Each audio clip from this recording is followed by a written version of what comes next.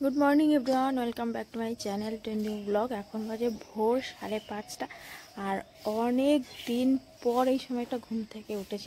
আগে যখন রোজ সেন্টারে যেতাম তখন তো এই টাইমে উঠতাম রোজ, কিন্তু এখন আর যাইও না। এখন মোটামুটি 6:30 7টার সময় উঠি, তখন রোদ উঠে যায়, তখন অতটা বোঝা যায় না। কিন্তু এখন বোঝা যাচ্ছে যে বেশ ভালো ঠান্ডা পড়ে গেছে।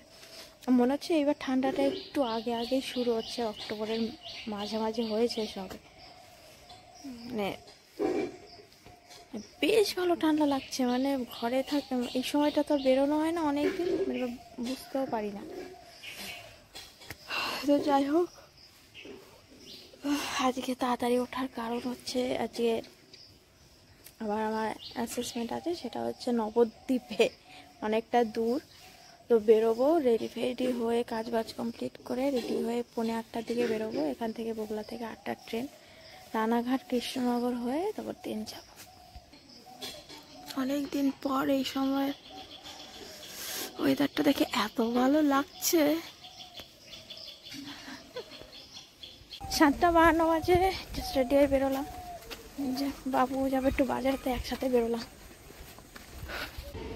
বগুড়া থেকে 8টার ট্রেনটা ধরে রানাঘাট পৌঁছালাম। রানাঘাট থেকে 8:45-এ ছিল কৃষ্ণনগর লোকাল, এখন আছে কৃষ্ণনগর লোকালে।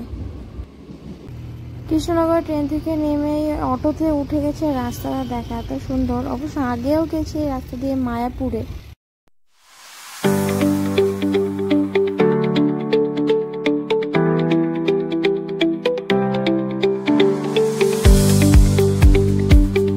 অটো থেকে নেমে টিকিট কেটে নিয়েছি সরবগঞ্জ ঘাট, সরবগঞ্জ থেকে নবদ্বীপ 3 টাকা জনপ্রতি।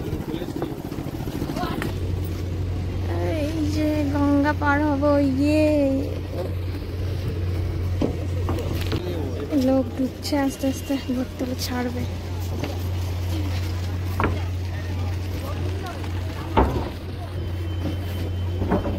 এখন আছে 3:45 মতো। আবার এই যে গঙ্গা পার হয়ে কৃষ্ণনগর যাব। আর ওই পাশে কাশ ফুলে পুরো সাদা, এই যে এখানটা। আর এই যে মায়াপুরের মন্দিরটা। পরীক্ষা শেষ করে এখন ফিরছি বাড়ি।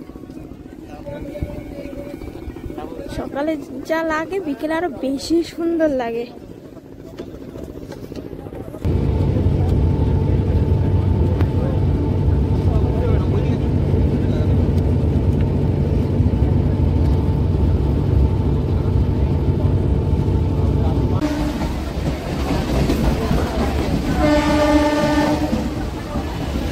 এই জাস্ট বাড়িতে ঢুকলাম, 6:05 মতন বাজে। আর একজন ঘুমাচ্ছে।